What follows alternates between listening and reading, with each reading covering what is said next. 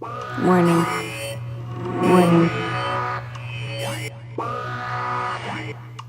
This is not a test. This is not a test.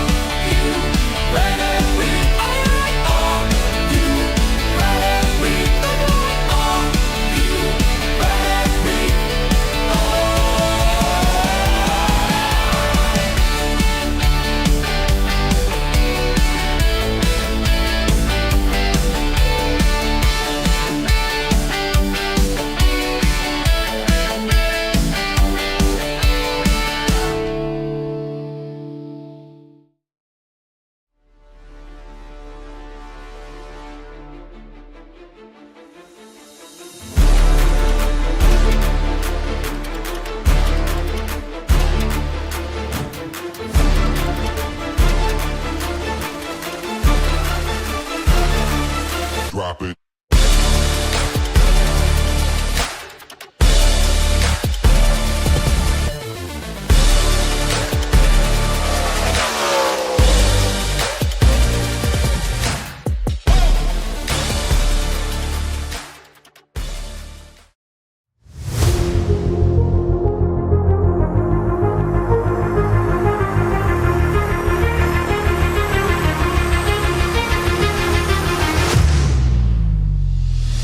Tonight, Ballin' TV is happy to have you with us as we get ready to watch some racing from the cornfields of Iowa. We look to count down to green as we get set for tonight's action for the Octane Outlaws Cup Series in the Mystic Racing League. Tonight, we get set to go from Iowa Speedway in Newton, Iowa for the Slim Chickens 180 here on Ballin' TV. I'm Justin Prince, alongside the booth for tonight's Jerry Miller, our producer this evening's DJ Line. Using the cameras provided by Whiplash Sim Cams. These drivers get ready to go short track racing here at Iowa tonight as we quickly approach the final stretch, determine who makes the postseason. Just a couple races left, Jeremy, before everyone's locked in August. Yeah, moving up on that postseason quite quickly. You see not too many races remaining before we get there at the end of August, so a lot of drivers are going to be jockeying for position here tonight. Every point's going to be more important as you get down the stretch, so you might see some people fighting a little bit harder for positions a little bit deeper in the field than they have most of the season. We might see a lot of strategy breakout as a result of that, too, here in the cornfields of Iowa. Of course, this racetrack around since 2006, originally built with a dream of bringing racing to this part of the country, Rusty Wallace and many others. It took until the mid-2020s, where the Cup Series finally made the trek to Newton, Iowa, a racetrack known to be a driver's favorite. Now, as we get ready for tonight, here's a look at playoff standings. 9 drivers are officially locked in. That includes 3 via points. Barnes, Ullman, and Pollock have all gotten in via the point structure. All while the cut line has Zach White just 4 points ahead of Joshua Thornton. That's close. Yeah, very close gap there. Good news for Zach White, though. So far tonight, doesn't look like Joshua Thornton has shown up for this event, so that's going to allow Zach White to build a bit of a gap to that driver, but he still has to worry about other drivers like Alan Zukov. They're 18 points back. He's here tonight. He's looking to make up that gap. He's going to need to have a clean night, and he hasn't really had the luck of clean nights in a while in that 91 car. We'll see how tonight fares out for him, but he's hoping for a lot to happen. Now, qualifying is already underway here, and this is one of the racetracks recently updated with the update to graphical tracks on the NASCAR's Cup Series schedule, especially with the NASCAR video game coming up. And this racetrack, partly repaved, keep in mind. You see the new pavements on the bottom. The top of the racetrack, not so much, so it's a bit of a patchwork around here. Yeah, only part of the track got that treatment with the new asphalt being put down. When you're down through those parts of the track, it's going to be a lot smoother than it is up in the more gray-looking asphalt. And look at that transition right there. It gets really bumpy right as you cross into the old asphalt again on exit. So outside line might not be as dominant as you may have seen in the past for 3 and 4 in Iowa with that new pavement on the bottom, and 1 and 2 not as bumpy as it was in the past down low. Going to make things very interesting here. We'll see when it comes to this one here tonight. So, right now it's Isaac Brock, top of the board, by the way, 23.6, making Rayshawn Winkfield 23.563.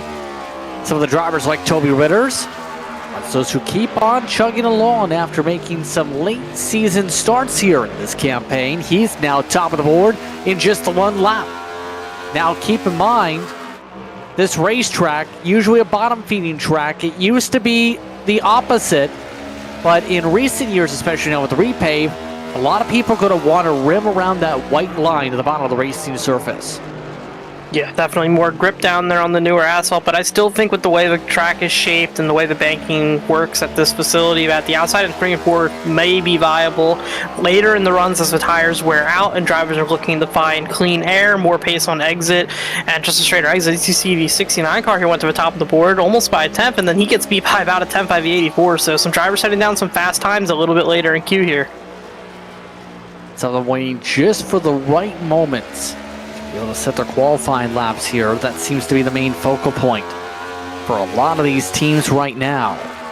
Jacob Cochran still top of the board. Andrew Schob, we haven't seen too much of him as of late.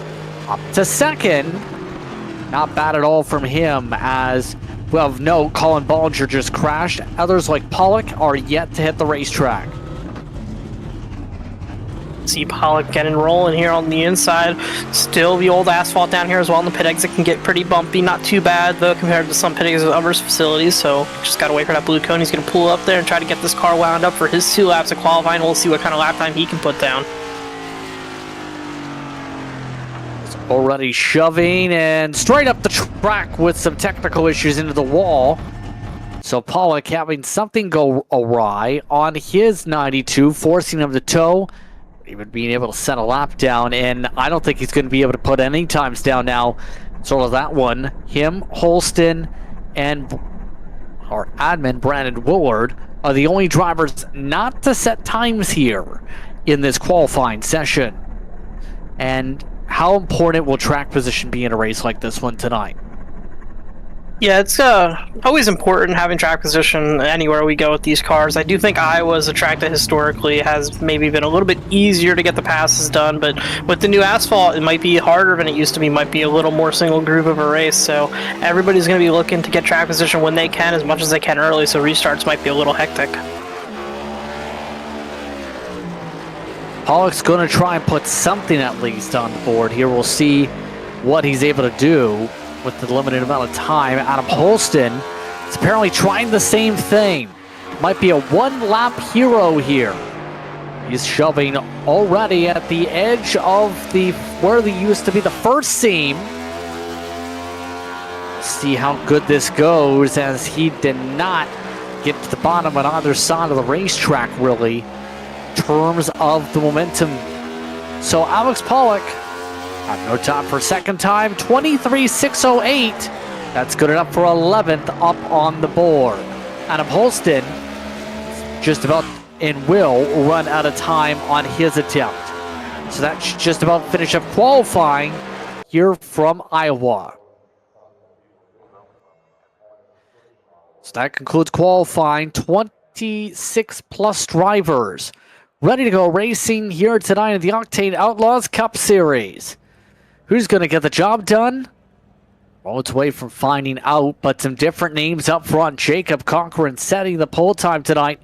Andrew Schob will start in the second position. Colin Bollinger crashed on lap 2 in qualifying, but it doesn't matter because first lap was good. He'll start alongside Christian Barnes.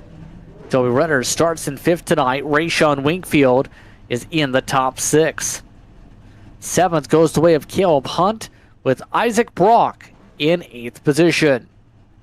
9th goes to Brad Nelson, and Stephen Gill rounds out your top 10 here, Jeremy.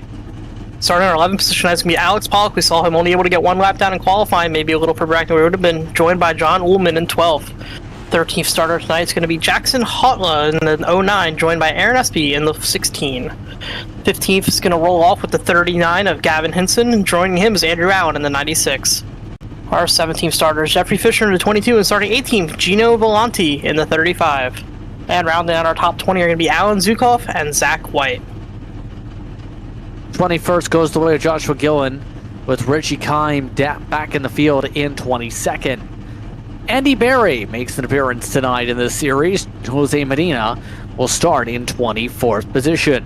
25th goes Jared Obsnyder. Adam Holston starts back in 26th. And Brandon Willard should not be in the field tonight. Can confirm he is just race control. So let's look top to bottom of the regular here tonight as we get ready to go racing from Iowa here tonight. A different look, Jacob Cochran leading the way for this running order. It's the Chemical Guys paint scheme. Racing 180 laps, mind you, stages laps 40 and 100. So 40, 60, 80 the distances. 7 tire sets in the pit lane. 1 faster pair. And interesting enough, you noted, Jeremy, that fuel is only going to be about 11 gallons, maybe almost 10 in the tanks.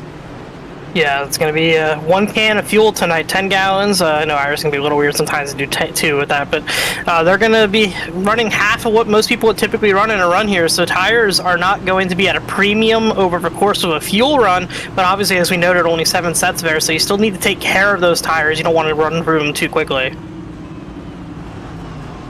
Track temperatures on screen. Currently pretty cool.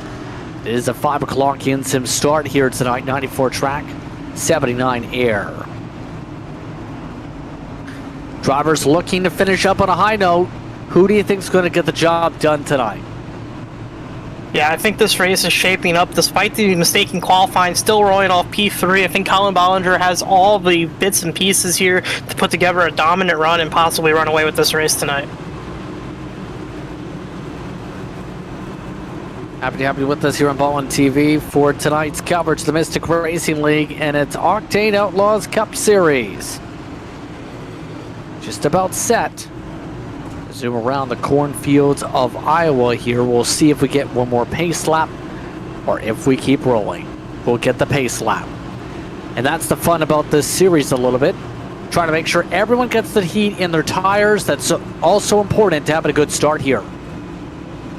Yeah, definitely important to have some heat in the tires. Cold tires are always very difficult, especially with the transition between the surfaces here and those bumps. You're going to be lower to the ground on these first few laps, so just want to make sure you don't make a mistake and get yourself in trouble early here. Different background again for Alex Pollock. He likes to change things up this evening, as himself, the number 92 in his background, along with the Joey Logano championship flag. EOL penalties have been given out, by the way. Joshua Gillen, Toby Ritters, Reggie Kine have all been told they will start at the tail tonight here for various reasons here at Iowa. So now it looks like we're set to go. There goes the pace car. Happy to have you with us. The Slim Chickens 180 is underway from Iowa.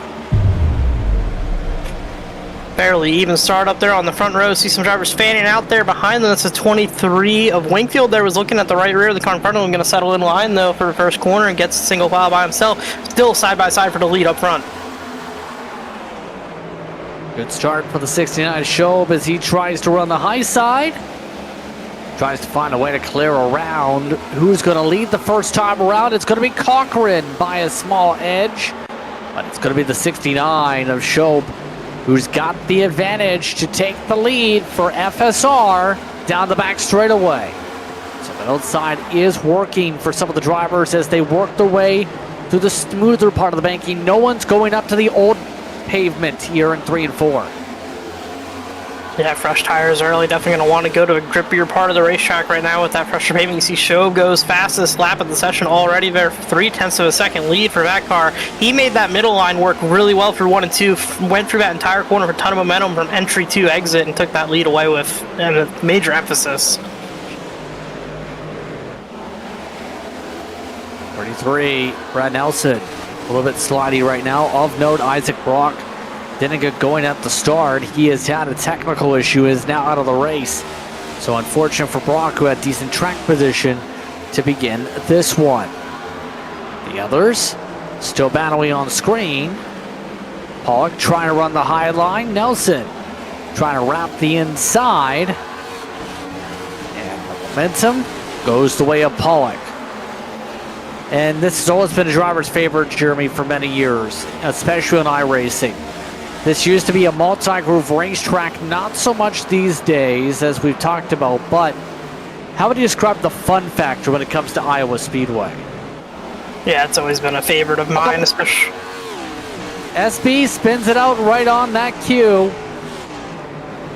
The caution is out for the first time today as the 16 AER car spins it out, coming out through 3 and 4. That car will be okay to continue for sure. A little bit of damage on the left front, but he got away from that relatively unscathed. Could have been really dangerous there in the middle of the field as we take a look at the Black Diamond Designs replay here, Justin.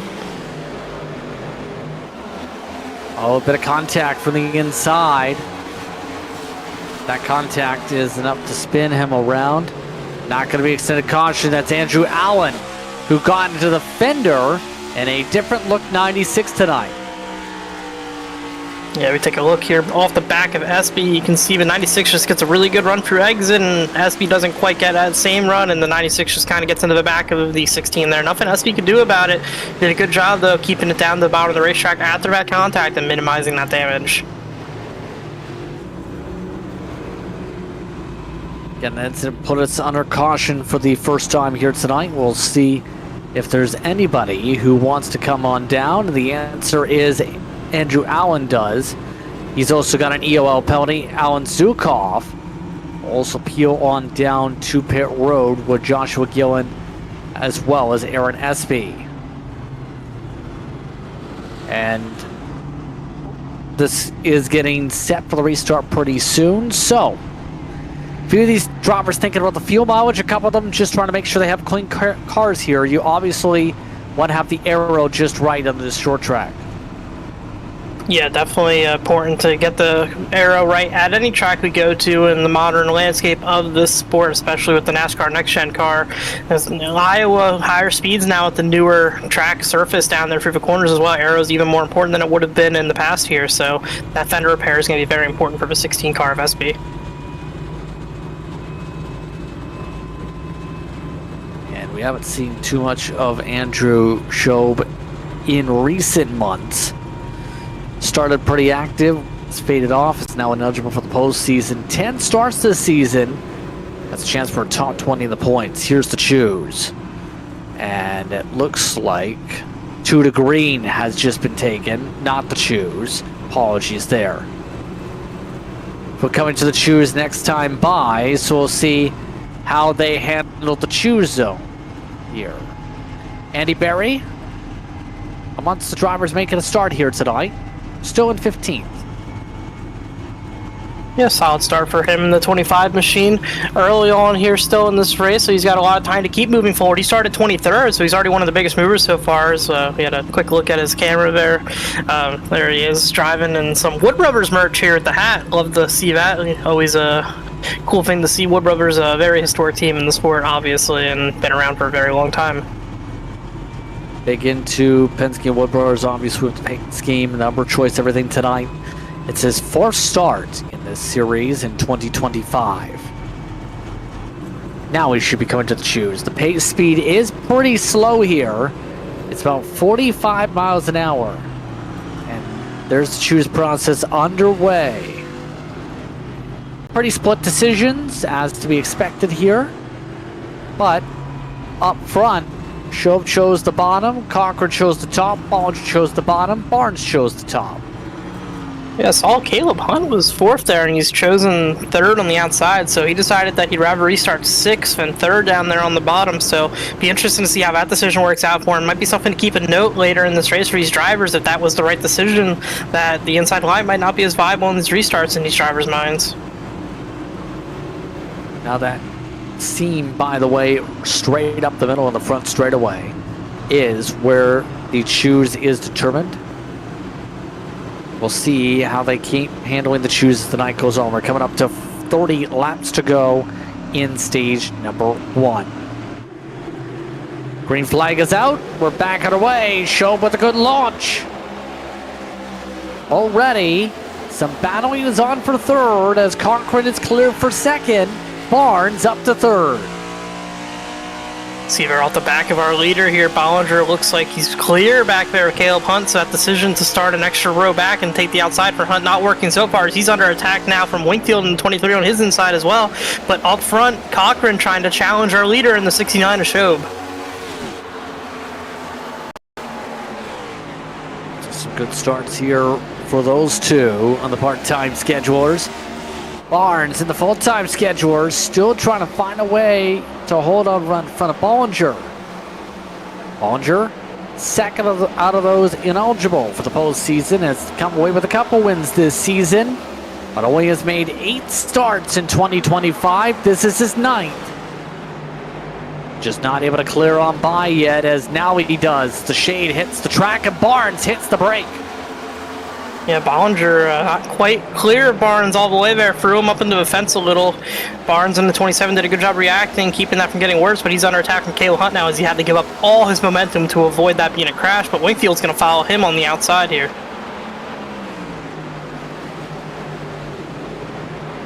Wingfield now able to get into the midst of this battle.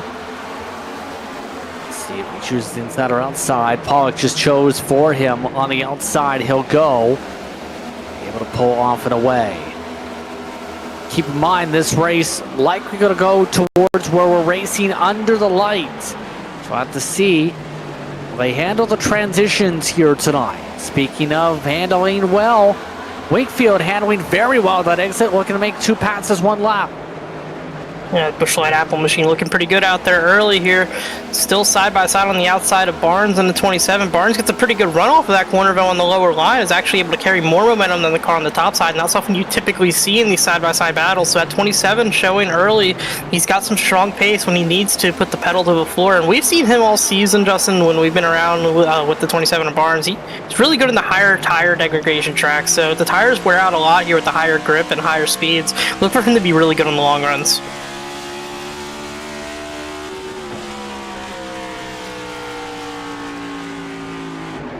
Indeed. Now, see a lot of these drivers now making sure they don't clack the wall down. Right now, Ullman amongst those bouncing off the walls there. This is his race sponsor that is sponsoring this event tonight. Ullman, we know, is pretty solid in these types of races. Yeah, another one of those drivers that can show a lot of strength, especially at a place like Iowa. Currently running back there in the 8th position off the back of the 92 Apollo that we take a look at here, pulling up on Caleb Hunt as well. As you see Hunt still struggling in that 6th position at that shoes. I wonder if he's got the wall a little bit there. I wonder if he's regretting that decision right now in the 78 car. Not sure right now, but Hunt's made his bed. Caution flag is out. Hearing someone in the outside wall. Looks like it's SB again. Can confirm contact with the 01 as Stephen Gill went straight up the racetrack. Let's take a look at the Black Diamond's eyes replay straight into him. And Yep. Stephen Gill says he blocked up the brakes, apparently. Gotta feel bad for the 16 here of SB. He was just trying to claw his way back through the field, recovering from his earlier incident. Here he goes again. Nothing of his doing here. I mean, that's just such bad luck for the 16 right there. Bad timing, and I almost thought he hit the apron with how abrupt that looked at first. But he says he locked up the brakes to shoot him straight. Yeah, it's almost like he slammed hard on the brakes and they just seized up. Yeah, I can see what you saw too, though, in the way the car jumped so abruptly and how close he was. It did almost look like as if a car hit the apron, but it was just tire lockup, just a mistake under braking there, and he got into the pedal. I mean, it reacted as if he put the pedal all the way to the floor out of nowhere, but some sparks though there too, so the car did bottom out a little bit when he got into the brakes there too. So that puts under caution. He got cause of caution as well. Head came down when pit road had been closed. Jacob Cochran is amongst those that just pit though. So your race leader, or one of your leaders, electing to peel on down. Interesting call there out of the 84. We'll see how he fares back here in traffic now. I understand wanting to flip the strategy on its head and try to get ahead that way, but you do put yourself a little bit in the danger zone when you make calls like this, and we've seen back here 2 issues early already in the race. He's going to have to be careful picking his way back through this field. Now, mind you, John Ullman, we mentioned Slim Chickens. This is a big race for him and his family. Now, if you're in the area for the NASCAR races on August 1st to 3rd, don't forget to stop by one of the 3 Slim Chickens locations in the Des Moines Metroplex. Locations are in Ankeny, along with Grimes and Welke. Those are franchises that his cousin's family operates, and that's the sole reason he runs with Slim Chickens as a sponsor. My apologies on the locations and potential pronunciations, but I can say this: if you like chicken, you're in the region, why not give a stop by and support Slim Chickens? Yeah, always cool to see some real tie-ins with, as he gives us a little bit of a peace sign there, acknowledging the broadcast, but always cool to see real tie-ins to stuff around the real tracks and the facility in the sim, and kind of that crossover between reality and the sim world. And coming here to take our choose, we'll see our leader go to the outside and Bollinger down to the bottom. So outside this time for Shob, inside taken by Bollinger in the 53. Those who just pit will start 19th on back, and that includes Cochran and Christian Barnes in that decision-making, along with Zukov yet again taking fuel stop. Holston with some damage repair. Valenti, SB coming back down yet again with Stephen Gill, as we mentioned, peeling down.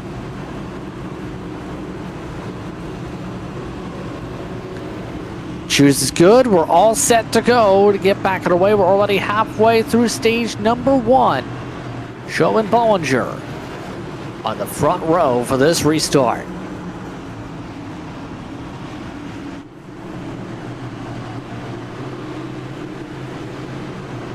And Bollinger trying to jump it from the inside. That's going to help him off the launch as Shob gets even with him.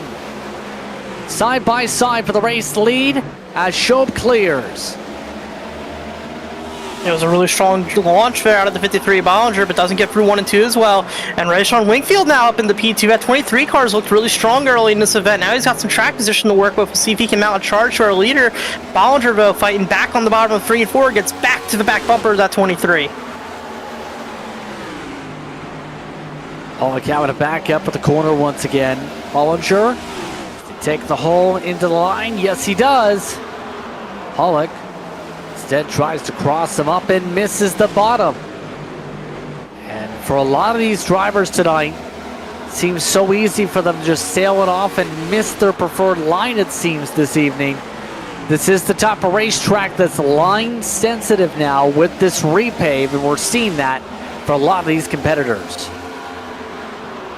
Yeah, I would think that the repave, as we see Bollinger actually outside of that pavement here, I think the repave, though, playing a little bit of a role in people missing their lines, as well as the level of grip you're going to have when you send it down in there can be a little deceiving, and sometimes it sticks really well on the new asphalt, and other times it starts to slip a little bit like as if you were on the older asphalt here on this facility. So I think drivers getting into these corners, maybe feeling a little bit of inconsistencies throughout the cars. See some trouble there off of turn 2. They're crashing back on the apron. We're going to stay green.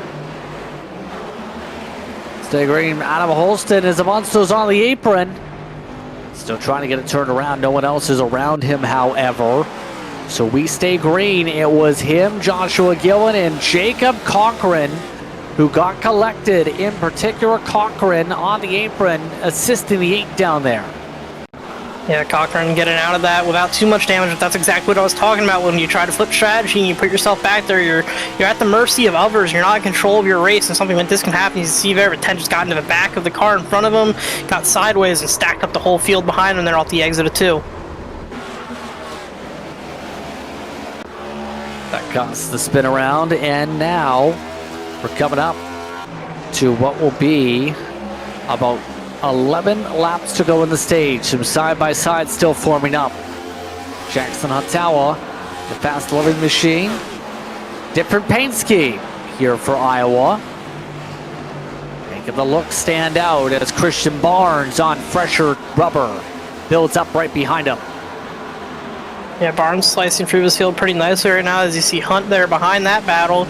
Barnes, though, going to move forward here, trying to clear the 09 there off that corner. Oh, contact with the wall pretty heavy for Hunt there. Lost a lot of momentum down the front straightaway. He's going to get passed by a couple of cars there. He needs to regroup and get that thing going back forward off of turn 2 here. With his camera perspective, he does not look happy right now. He's driving this racetrack. He looks angry. This run, he slipped a little bit farther back into the 10th position. It's top 5 that score stage points here in Mystic. And a quick shout out to Ball and TV. We'll have some coverage coming up on Monday. We'll be covering the ARCA series that Mystic holds. Be sure to tune in for that and to see how the action fares out on Monday. These drivers go racing in that respective series. Hunt going the wrong way around still. Yeah, we saw Hunt battling with Wingfield a little earlier. These two drivers are going in different directions. Wingfield up there took the lead of this race, but Hunt has continued to fall backwards this run. Had some poor restarts, had some moments with the wall, and he's fallen outside the top 10 and continues to fall as Cochran now gets by him after he had those issues earlier in this run. Those tires are starting to come back forward for the 84. He's now cracked for top 10.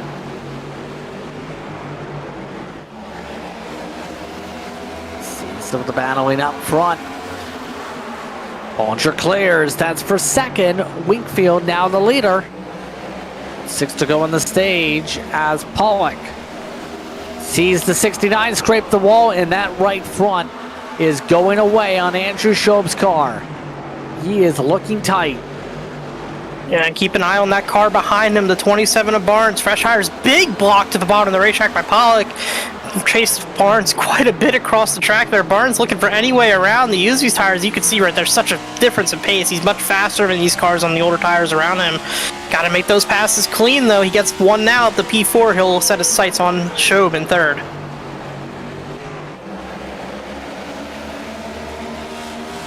Indeed. Barnes now diving to the inside. He'll take the move and make the pass up to third once again. That's 5 laps to work with in the stage. Rayshon Wingfield, one of the drivers, have already scored wins this season. 16 starts, 3 wins in 2025. He's also already scored 10 playoff points. It's not like Evan Janek's 31, but a chance to move to 11, which would put him into the 3rd most stage points scored in 2025 so far. Barnes looking to change that fact, though. He dives the inside. 3 laps to work with. Barnes on the fresh tires, drives through the field. Barnes showing just how important that Goodyear rubber is going to be here this evening. Got through the field relatively quickly, got there with several laps to spare. Now he's just going to focus on building that gap to those cars behind him. Should be a pretty easy task for the 27 to hold off to win the stage. Barnes this season has just 1 playoff point. Well, he's on his way to getting a 2nd one scored. Everybody else on his strategy did not move forward. Cochran involved in an incident is in 7th. Allen, who's pit for tires and repairs, back at 13th. Joshua Gillen, the same case, 14th. Looks like Christian Barnes ready to close it out, but 2nd's not done. Wakefield squeezes on Bollinger. Bollinger has a little bit more speed, though, on the inside. Arcs him up the track. Wingfield keeps it underneath the seam. Green and white checker flag. Christian Barnes wins the stage. Bollinger takes 2nd over Wingfield. Andrew Schob takes the top 5. Same for Alex Pollock. That's the end of stage 1 so far tonight, Jeremy. Yeah, I saw Wingfield really aggressively pushing to try to keep that 2nd position, using every inch of the racetrack. A little bit too much, got the wall, and that gives Bollinger P2, but Christian Barnes makes a great strategy call, gets himself a playoff point and a stage win here early in Iowa. So it's Christian Barnes once again who takes the stage. We'll get to a break right here, rather. It's Barnes who wins the stage. More coverage of the MRL after this.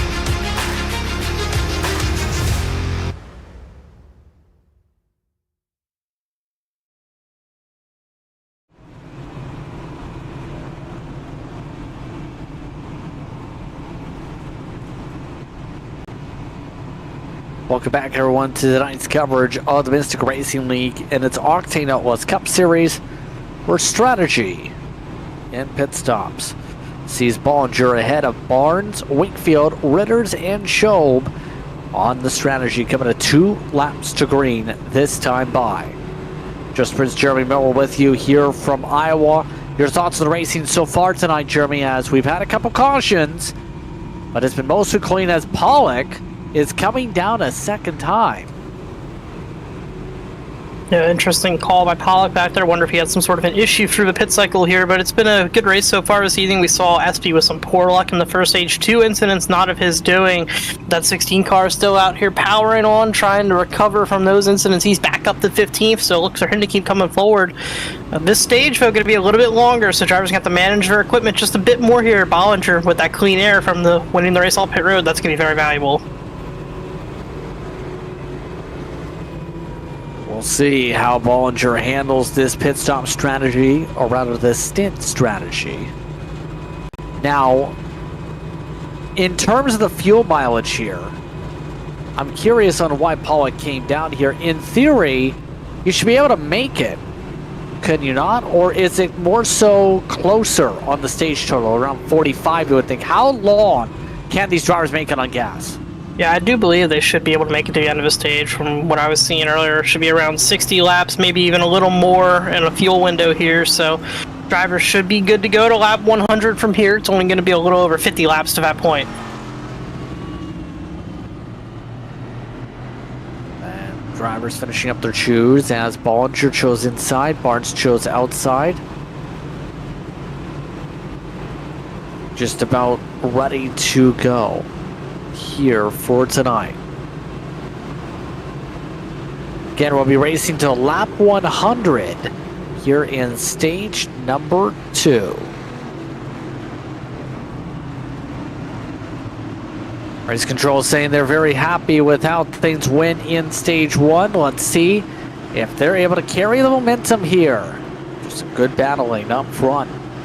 Green flag is out, we're backing away, and Bollinger didn't go. Bollinger had issues off the start. Barnes takes the lead. A very poor launch from the 53 there. Lost the lead to Barnes. Shobe going to come around on the high side as well. He'll move the P2. Bollinger going to try to slide up there in the third, but he's got a challenge out there and behind. The 09 working to the high side now. Bollinger, though, working the bottom pretty well. He'll get clear here down the front straightaway. Is now up in the front. Andrew Shobe looking to retake the lead. We've seen how good on short run that FSR car has been tonight. Now he's just trying to get the rotation down to be able to make this move. But that 69 looking to make sure the right front doesn't melt this run. It's still Barnes at the line, but Shobe has a chance tonight if he drives like he is on the short runs in the long run.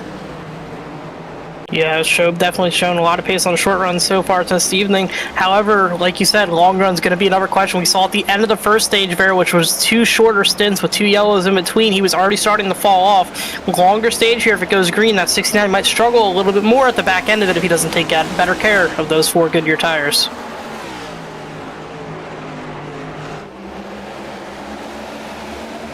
Still not clear with those Goodyear Eagles, though. Shobe trying to arc Barnes up a little bit, push him up the racetrack. Barnes not backing out of it, though. Looks like Shobe gets the advantage, though, this time by. You know who's also up in the front here? Jackson Hutawa. He's got a good view of this in 4th. Shobe looking to still clear. Now saws the nose off Barnes. Barnes tries to crossover, doesn't work. That was a little bit aggressive. Yeah, Shobe not taking any liberties there. That was quite an aggressive move. Could have resulted in a big crash if he was even an inch less clear than he was. But he was clear, got up in front of him, and now he has cleaner to work with, and he's setting sail in front of that 27 car. Indeed, and look who's also trying to move the way forward. Coming off a championship in one of the other Mystic Racing League series, Jacob Cochran ended up picking up the title, well, very recently over the week in the series' Cars Late Model Stock Series. He's able to pick up 8 wins in that series, along with 5 poles, 13 top 5s, 210 laps led on the way to winning that championship. And now he returns here tonight in the Cup Series, still dealing with damage.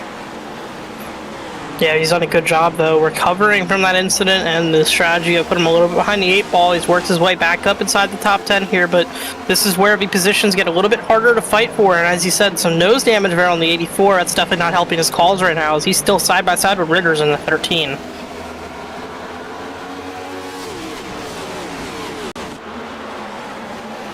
Ritters tonight, just running solidly. Been decent since his debut as a contender at Michigan a while back. Some drivers towards the back. Pollock, since the fuel strategy, stuck in around 14th position. Able to get the pole this time from Rafael Ford and Barry at least. And Pollock at least taking some pressure off himself in case it does come out of fuel mileage, albeit it costs him so much track position.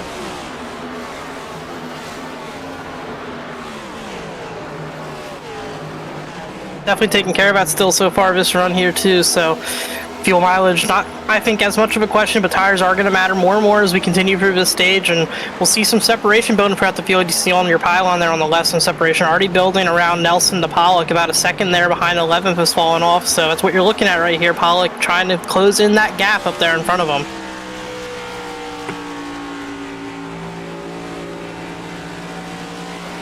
See right now, Barry laser focused where he's at to be able to hold on. The problem is he's having a lot of roll in the corners. It's costing him some time here. SB behind him is making a pass. Just trying to let the car sail and run high. He does not want to run the inside, which has been the quicker line. Went single file. Trouble in front of him. Brad Nelson just about clipped the wall. I believe he did take the wall and nearly spun it in the 33. Yeah, also saw Barry pretty sideways there as we were. Oh, and then we have a crash a little bit further back in the field, I believe, entering turn 1, or yeah, entering turn 1. We had a car wrecking on the high side of the racetrack. It's the 18 car here of Medina. Jose Medina having some problems here. He's been kind of quiet so far this evening and found himself some trouble here. At contact with Gino Valenti. We're back at a caution. Got hooked together down the front straightaway, sends them both into the grass. Medina, all he can do is lock it up to avoid slamming hard into a barrier. Yeah, he did a great job at that, just barely escaping contact with the outside wall in the 18. You can take a look here, though. We're headed down the backstretch right now, so this is leading up to the incident. He was working on catching the car up in front of him, got a really good run here off of turn 4, which led to the contact down the front straightaway.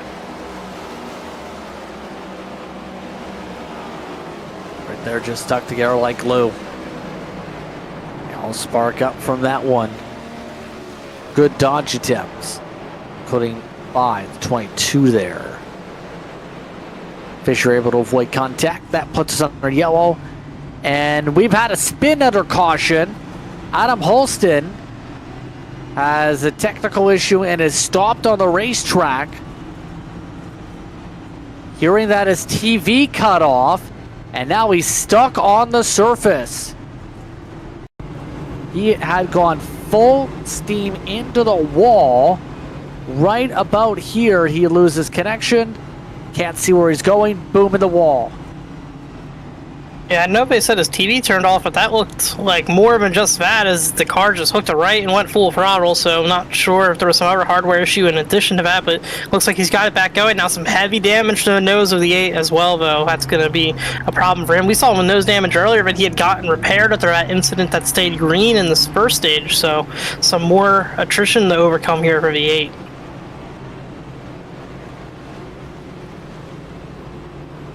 So Gino Valenti also came in down the pit road, this time by. To the green, hearing on the race control call. And mind you, this is a racetrack where you have a lot of time to think about things, Jeremy. This is a long caution track. We know quickie yellow circuits. This is one where it averages 4 to 5 laps per caution flag, and of course they slowed down the pace speed even more than past years, so gives you a lot of time to contemplate. Yeah, on top of it being a slower pace speed and the additional laps, with it being a shorter track, it is the longest of the shorter tracks really, but still utilizes these longer cautions. So really the only track we get that old feeling what iRacing used to be with the longer drawn out cautions. And you know, when you're a driver with damage who needs to get stuff fixed, you're really happy with this. When you're a guy's running up front just wants to get racing, no, you're a little impatient, but they're coming to the choose here this time. Job has chosen inside and outside here. He chose inside here. John Ullman second. Now, keep in mind, only 5 people stayed out here. A lot of people electing to burn a set here for the next 40 laps. That alleviates any fuel concerns here, too, in theory, for most of the field. So, we'll see how this stays out for a lot of these drivers here, rolling the dice here on strategy, hoping that they end up being able to use that extra set later, maybe. Yeah, a little bit of a roll of the dice for sure on the strategy here. You're just going to have to be careful. You're going to have cars on fresher tires faster than you. Don't want to get yourself in trouble if some guy's getting around you. But see, with 69 at Show, he's led the most laps tonight. He's been a really fast car. We'll see. That'll be a real test, Justin, to show how much of a difference these tires make, to see how well he holds on to his track position.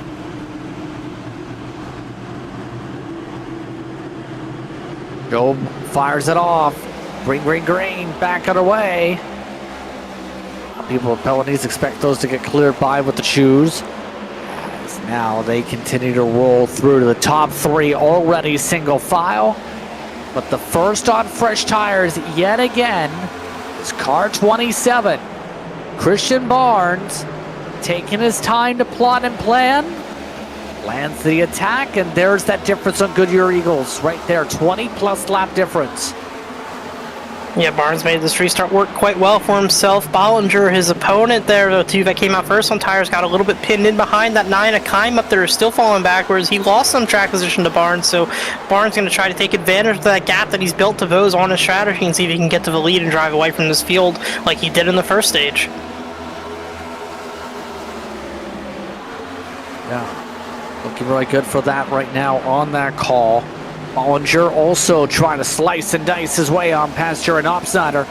3 wide down the back straightaway for second. Ullman pulled the ejector cord quickly to get out of that one. Some apologies on the radio, and Caleb Hunt is around. Caution is out. Right in the middle of the front straightaway. Looks like the whole field will do a great job avoiding the spinning 78 there. Some damage to the left front of him. We'll have to take a look to see what caused that incident on our Black Diamond Designs replay here. See Hunt in the wall in the backstretch. He was 3-row Ullman. Ullman backed out of it, so then he's just side by side with Barnes up there on that transition between the 2 different types of asphalts. And yeah, he just overdrove the exit and got into the fence and spun it out. Right now, Talon gave him a heavy bit of damage. And obviously going to be a caution flag with it being right in the middle of the racing surface. Some of the drivers like Alex Pollock having to take a moment to breathe here. Pollock running towards the mid to backpack here.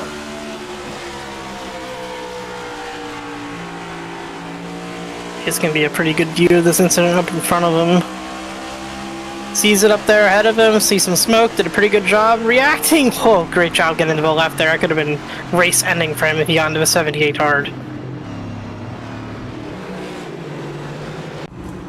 So Caleb Hunt does get some caution from that. And Jackson Ottawa, as to be expected with the hit, is coming down. Jared Opson is getting off the tire set. And some of those in the back also coming down. So, attrition is continuing here in this one. Why don't we take the opportunity to speak with somebody? Christian Barnes standing on by. He is the first on fresh tires here. Christian, how are you feeling in that race car tonight? Feeling pretty good. That first stage worked out perfectly for me. I think there's probably some doubts of how much better new tires was going to be, and it worked out perfect. Drove straight to the field from like 20th or so. Yeah, so I think if I didn't do that, I don't think everybody or most of the people would have pitted that last caution like what just happened. So, you know, that strategy is basically out the window for the rest of the race. How do you feel about how this track races this year compared to past years, especially with the oval refresh here? I don't think it races too much different, but I do feel there's like you can move around a little bit more. And for this track, surprisingly, dirty air it does affect a little bit, but it doesn't affect enough to the point where you can't get to the leader. So you can definitely race more, in my opinion. You can definitely move around, so I think that's great. What's the approach for the rest of this stage? I'm gonna try to take the lead on the restart, and hopefully I don't have to look back. But definitely just don't spin, don't wreck, just keep it on the track, and we'll see what happens. Let you get back to your team. Thanks for your time, Christian. Thank you very much. Christian Barnes in second at the moment. He is hanging out with Waterforce Racing tonight. It's Brad Nelson, Gavin Henson for this one. So we're coming up to the choose, and it looks like it'll be Barnes to the inside. Shobe is going to start on the outside here. And a lot of people trying to scramble to the bottom of the back of the field at the very least. Yeah, a lot of people trying to find the best lane forward. Real life, you have a spotter counting each one of those for you, so it can be a little bit more difficult further back in the field trying to keep track of which lane's going to be shorter when it comes to your turn to choose, but everybody gets through very good. I don't think anybody committed any choose violations, so they'll be good to go for the restart here, and we'll get running back to the final 30 laps or so of this stage. So coming up with fair amount of time to go in stage 2. Less than 29 laps to go. We get back going here. Shobe ready. Shobe aims. Shobe fires. Barnes doesn't get a good fire off. Ullman jumps to second, and somebody didn't get going either. Way on the outside, Andrew Allen nearly came to a stop with a FLM car. And that caused a bit of a scare for some of the field as Barnes goes for the lead. See Barnes all the way down the bottom of the racetrack. Fresher tires than the 69 of Shobe. Shouldn't be too much of a fight as they're crashing in the back. Knop Snyder's down in the infield. We're going to stay green here. And they're going to be side by side for release. So I think Barnes got that. You see Knop Snyder coming through the grass. You're trying to get back going. He had a long slide out of the corner that put him all the way down on the inside of the racetrack there. Black Diamond Designs replay once again. Knop Snyder had already been trying to stay as low as he could around the track. Lost it into 3. Clips a few cars with it. Yeah, it looks like he had to straighten out and then gave it a little bit too much juice again and got it back sideways down into that little paved section of the infield. Didn't hit the inside wall or anything though, so he's going to be able to continue just a long slide and definitely some damage to those rear tires though. Some drivers continuing to fight it on out. Shobe just trying to maintain. It's the first on old tires now.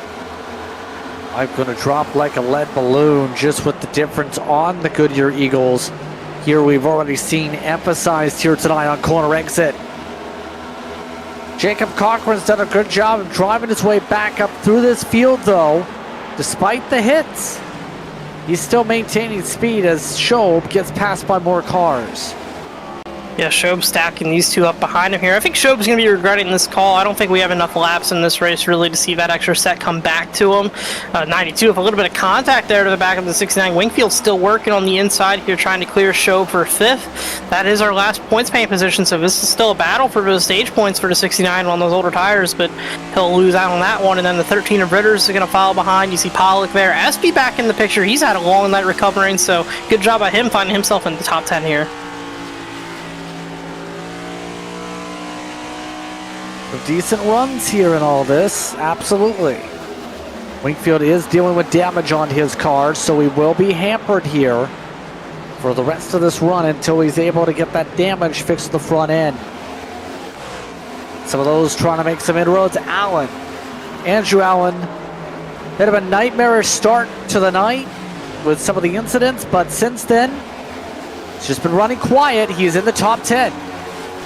Yeah, he had some good track position on that previous restart. He was the driver we saw with issues getting going through the gears, so he's trying to recover that track position now, back up to 9th, doing a good job of that. Could have been a disaster for that 96 if the field behind him didn't react as well as they did to his issues getting going.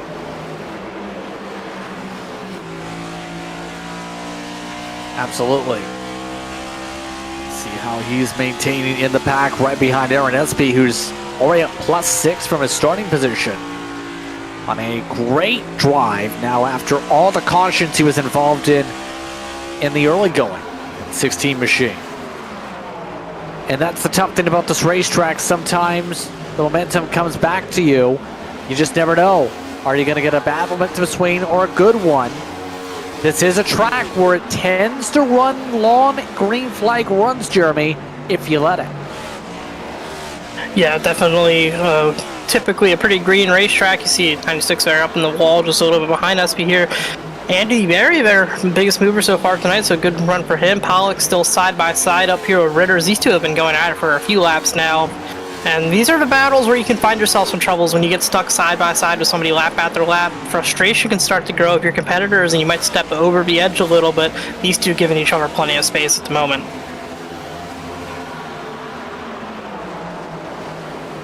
Trying to figure out themselves here. Ritters trying to get some clean air on the nose. Oh, it's some contact. Wingfield to the wall. Wingfield still trying to save it. Does. We stay green as the 23 push too hard off corner exit. Taking a look now at the Black Diamond Designs replay. Will be on the roof of the 23 machine as he comes up off this corner. Just gets a little bit too high, like you said, gets into the wall, does a good job holding on to it back and forth. His hands were probably all over his steering wheel there. Needs to be careful these next few laps, so his tires can be very heated in the rear. Don't want to make another mistake.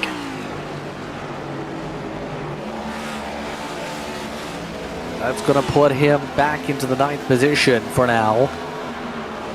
That's also lost to more than a second to the next group in the back of the field. So far, Jeffrey Fisher, Black Sheep Racing Tree, he is running his own line.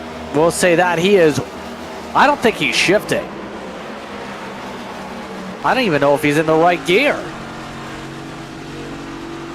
Yeah, not sure. I think most of these drivers in our lead pack have just been running around this place in 4th, so maybe this driver not comfortable choosing to run 5th gear, keep the car just going straight instead of trying to run the fastest lap time possible. To maybe see one in the fence up there above in front of him.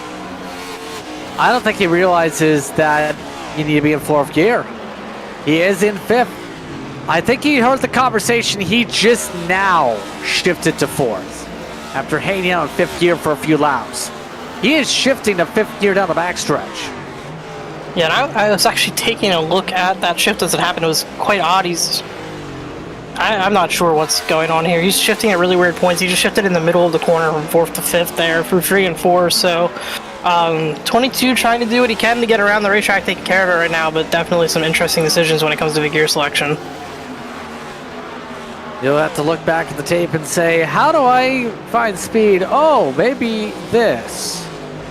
Richie Kine, so far, trying to show its kind time.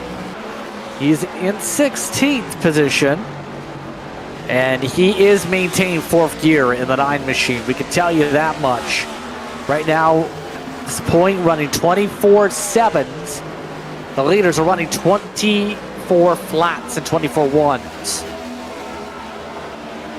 Yeah, a little bit off there, but not too terrible. Just a few tenths here every few laps. But you see, look, Medina here on our 18 machine. He's back up to 15th. We saw him with the previous wreck. Didn't do too much harm to that car. Did a great job keeping out of the outside wall. And he's working off the back of the 34 of Ullman, who slipped back in that Slim Chickens car to the 14th position.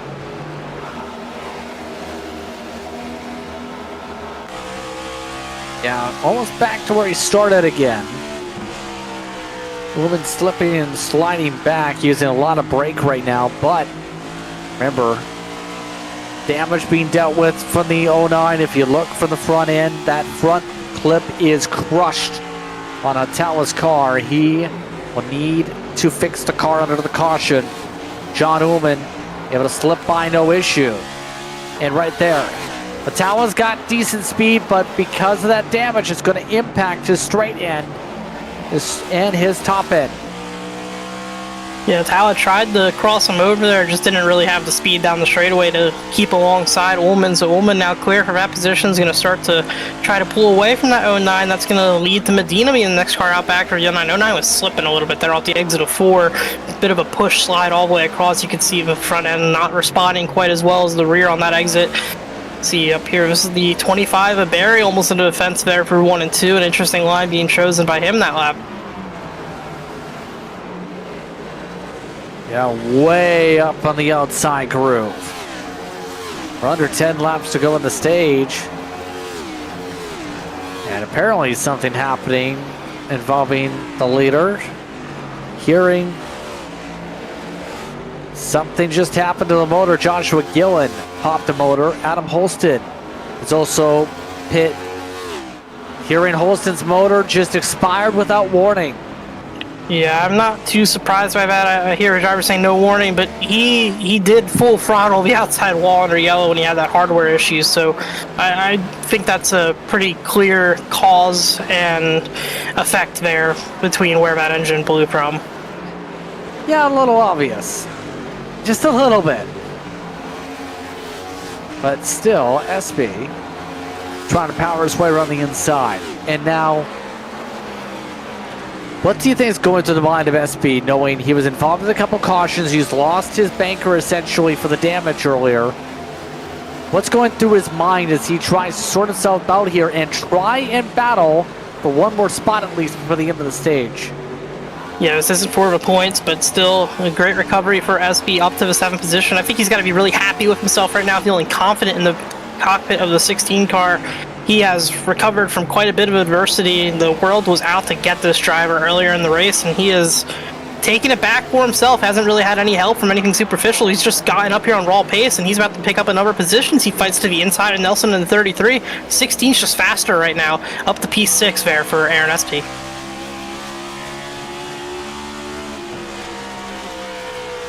Rotate on the bottom, and SB makes the pass. So does Andrew Allen. So now Toby Ritters is still the last car in the top 5 for stage points here. Christian Barnes leads by almost 2 seconds over Bollinger, Cochran, Pollock, and Ritters right now. And another nice run for Toby. And as said, he can run good if you allow him to. He's normally done well in like late models and stuff like that. Tonight, just keeping it clean for Ace High Racing. Yeah, drivers that are good in those types of cars, this is one of the tracks that they will find success. A lot of what makes drivers effective with pace in those cars can translate pretty well to here at Iowa. In this car, it's a little bit different of an aero platform, obviously, and by a little I mean a lot, but still finding some good pace, and that machine is currently in the position to earn some points here, and has a chance to get the pile before this is over, but a little bit too much ground to make up possibly there before these next 2 laps pass by. 1 to go in stage number 2. Christian Barnes locked in the postseason, still searching for win number 1. Tonight's looking like it might be that possibility so far. First 2 stages go to car 27. Christian Barnes wins stage number 2. Colin Bollinger in 2nd. Jacob Cochran in 3rd. Pollock and Ritters also get top 5s in the stage. Yeah, great drive by the 27 of Christian Barnes. Won the first stage with the strategy call. This stage, he just outran them all with the fastest car, so got over a second ahead of our rest of our field there, and he earns himself some more points. Take a step aside then on that note. Pit stops coming up. An extended caution as we continue on to stage 3 of the Octane Outlaws Cup Series. The Slim Chickens 180 continues after this.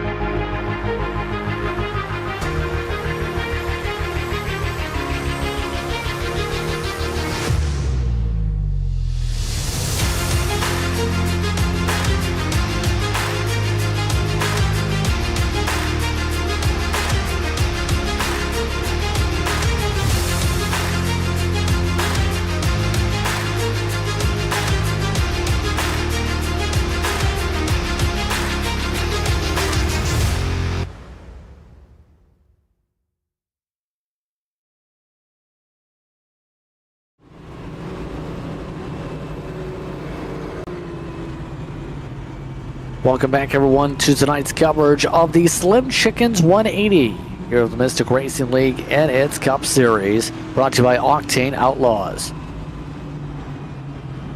So far, a clean night here from Iowa. We're coming up to 1 degree next time by for the field. Christian Barnes continues to lead. 42 laps led over Colin Bollinger, Toby Ritters, Pollock, and Cochran. Now your top 5 this window.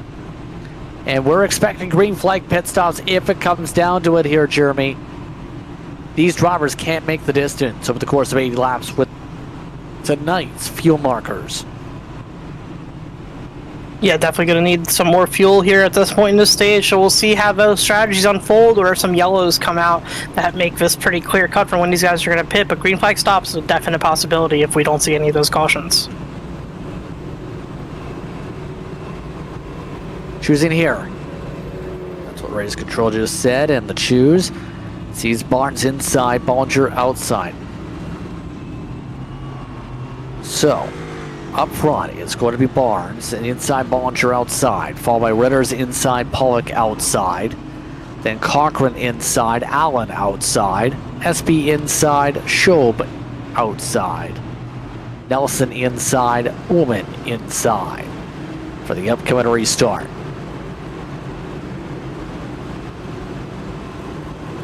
An interesting night continuing on here from Iowa Speedway. We've seen clean racing, we've seen some aggression build up with some incidents. But so far, it's been mostly green here from the cornfields of Iowa.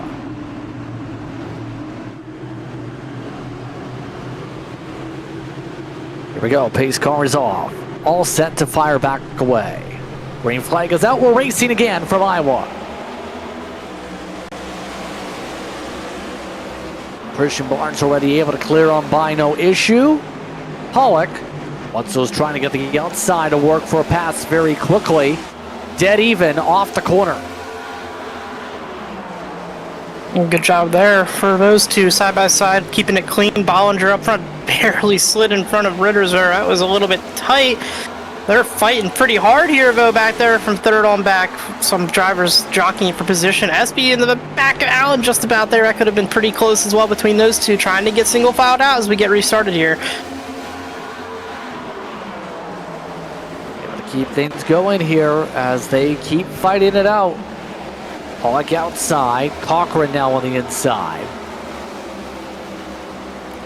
72 laps to go, that time by at the stripe. This one, your closest battle to the racetrack, as Barnes sets the fastest lap of the race in the 22.8. It's going to be Pollock able to use the outside to his advantage, and that seems to be working. That outside, right the middle to top, to be able to take away that outside.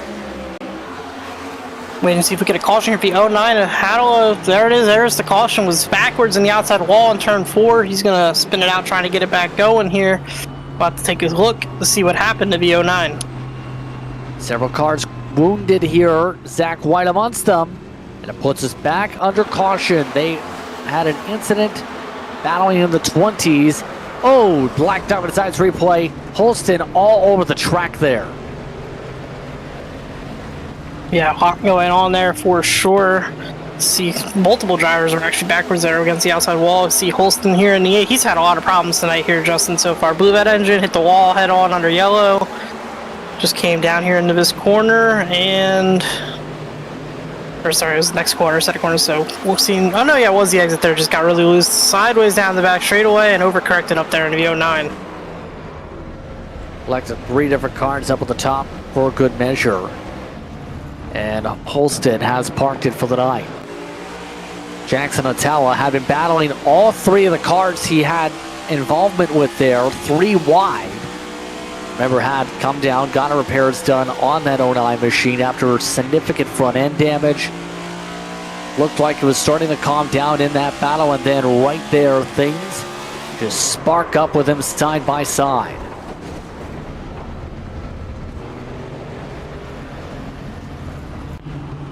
That's extremely unfortunate for the 09 machine. That's bad luck. That's bad positioning in that situation. But That's the tough thing about the incident. That put him back into that mix of things as a result of damage. Yeah, it did just kind of send him back there, and he got caught up in another mess that wasn't of his own doing. You see him rolling off pit road. Now I guess he did have that fast repair remaining, so he'll be able to continue here tonight, but definitely significantly hindered for the rest of this evening. What I'm interested in here, Justin, I was looking, I don't think anybody really made a fuel call here, but I was wondering if maybe this was close enough to the end that some drivers might be able to come down, take some fuel, and stretch it to the finish. Gonna be interesting for a couple of these drivers, but we were still outside the window. We didn't see any of the leaders duck down. They are on a long caution. They did extend this window for this yellow flag period. So what's on the mind of Barnes is going to be the big question. We've seen him talk to us about how felt the track was progressing in terms of the momentum, in terms of how it's compared to previous years. So far, Barnes has been extremely difficult to beat here, Jeremy. Yeah, Barnes has been great all night long in this Domino's 27 car. He's done a great job. Ballinger off the back bumpers. One of the cars that's looked like he's had the most for him on the long runs, but I think Barnes has just been able to show he's the class of the field so far this evening. Just going to need to be able to keep himself clean, don't make any mistakes, and continue executing on the level he has been.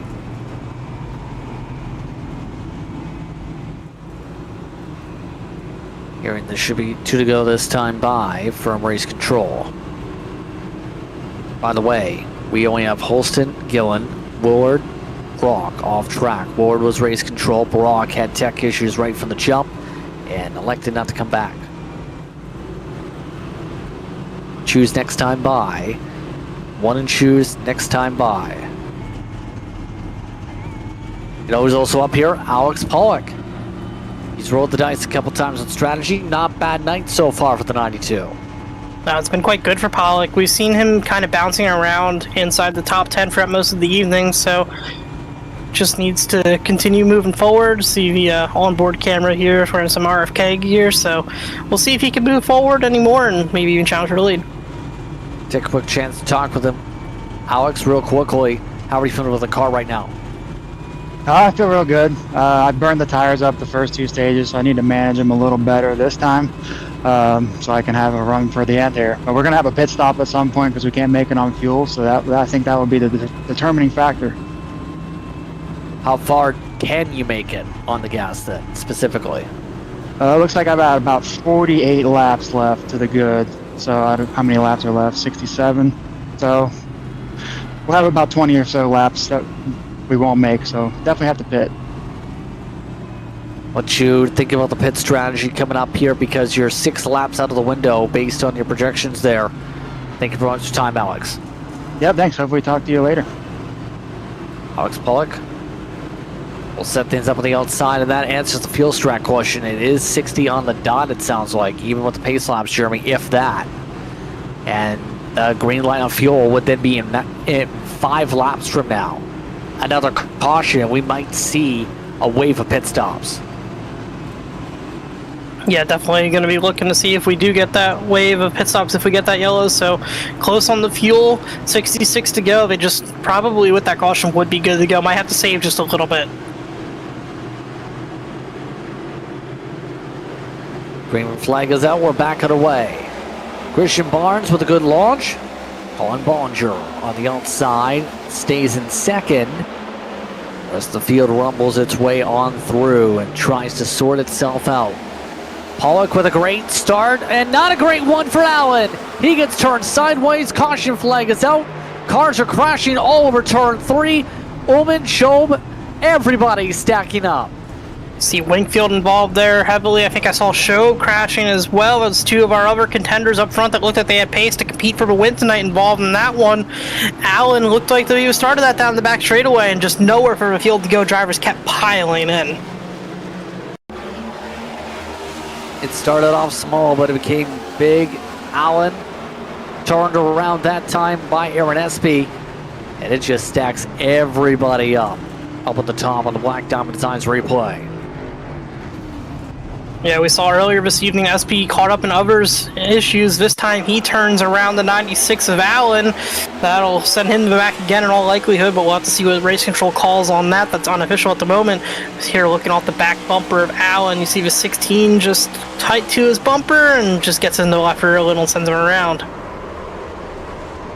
Was a small lift apparently with Allen's car. Gives space to Cochran, but doesn't matter. That stacks everything up. And that was... Yeah. Wingfield just backing up a little bit aggressively very well and was also rolling pretty hard through the scene of the crash. Most of the field is pitting right now, we can tell you that, but most of the field is also in this. Wingfield right in Ullman. It becomes a bowling alley. A lot of cars just stacking up.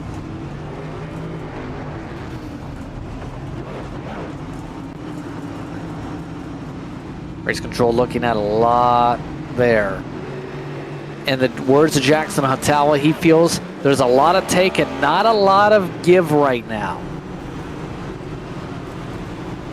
Yeah, definitely agree with that sentiment there. You know, I feel that was a bit of a racing incident, just two guys running hard for space and they got into each other. I don't think anybody over egregiously did something wrong there. It just happened to be at a part of the racetrack that collected so many additional cars and made it look into a big, well, not made it look, but made it into a big mess. And unfortunate for a lot of these drivers that have had some more damage and possibly have already used their repairs here so far tonight are going to have to deal with that the rest of the evening. A lot of people coming down this caution flag as we just touched upon. Rachel Wingfield had an 8-9 second stop, so I believe he might have did fast repair and quick two tires there, but everybody else ended up coming down except for two. Stephen Gill and Alan Zukov. And those two might actually come down here. Zukov has been sticking towards the back all throughout this race. Stephen Gill stays out. And cause of caution does go to Aaron SB. Yeah, he's not happy with the call over the radio here. It's just an unfortunate situation. He got put into a bad spot there, and I mean, maybe could have done a bit more to avoid it, but at the same time was just trying to run his line and got into somebody. And it's part of racing, though. Sometimes sometimes you're the bat, sometimes you're the ball. He's been both so far tonight. And sometimes you're the area where the ball lands when you get slammed by the bat out of the ballpark. I don't know if that makes sense. But yeah, I think you're describing all the cars down in turn 3 after the fact. yes, all the people watching along as the ball goes sailing through the air. Still though, 60 to go. This might now be a fuel mileage race based on the numbers that Pollock was giving here. Will we see a lot of people start to top off? No. 35 being told to move out of the way of the shoes here. Yeah, being sent to the back of the field there. So one car up front with old tires. The rest of the field came down for service under this cycle here. So we'll see how Gill in the 01 can do. Barnes has been dominant all night long. He's been looking to clear him as quickly as possible.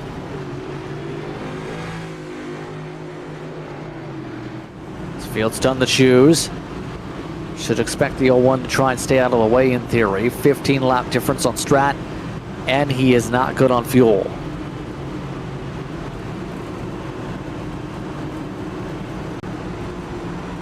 So let's find out how this is going to play out. This is now the distance of stage 2 left to work with here in this one.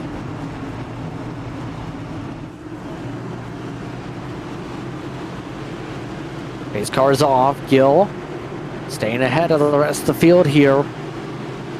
Times it up. Green flag is out, and he doesn't go. Stephen Gill does not go, and immediately Barnes takes the lead. Bollinger to second. Gill now comes up to speed as he tries to keep up here with the 53 taking the lead. Pretty good restart there for Bollinger on the outside. Carnes trying to hang to the left rear, not going to be able to do so though. That outside line carrying momentum down the front stretch, going to chase him down bottom racetrack though. Barnes going to throttle it in there though, does a really good job keeping at the left rear. I think Bollinger gets him this time off of 2, and he will.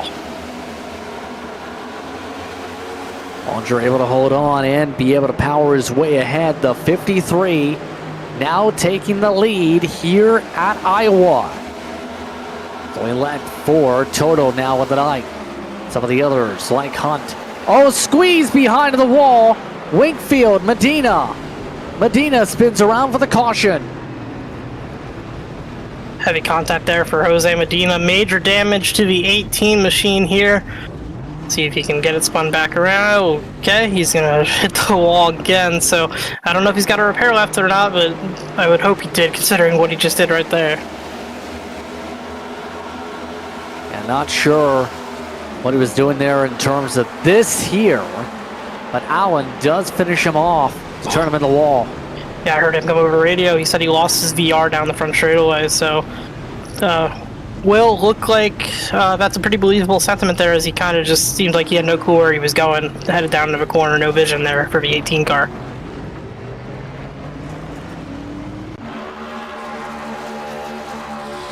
He is also stuck in gear right now. He'll try and drive the wounded race car around. He does get the cause of caution. So we're under yellow yet again here.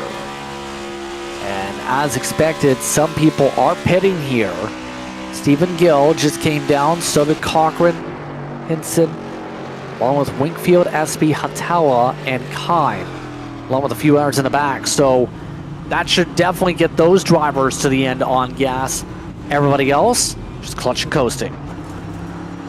Yeah, I think everybody should be good from here. You're on board with Winkfield here in the 23, coming down pit road for some more service for his machine. A lot of question marks have been eliminated here as far as strategy goes. Pretty straightforward here. These drivers are going to be taking their current set of tires and fuel to the end, with the exception of the 01 of Stephen Gill. No, sorry, he did pit this time, so everybody will be good to go to the end here.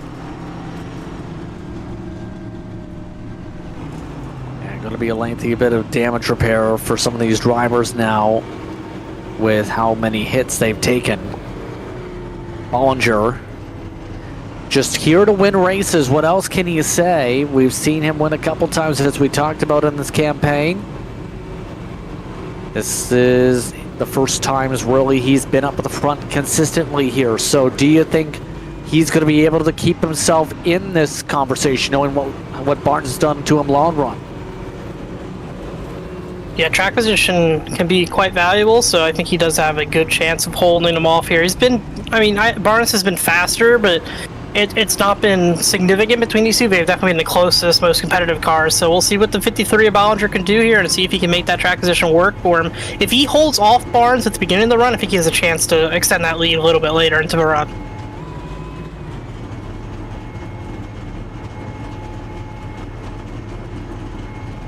So, see what happens here.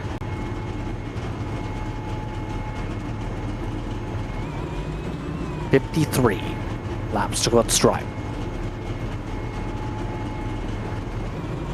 And so, we'll see where they get stacked up here as Bollinger going to the inside. Christian Barnes wants to join him inside.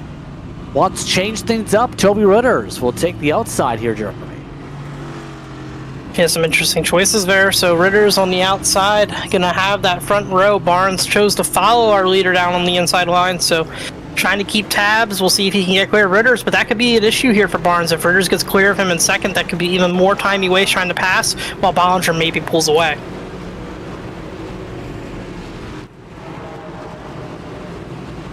We'll find out together here.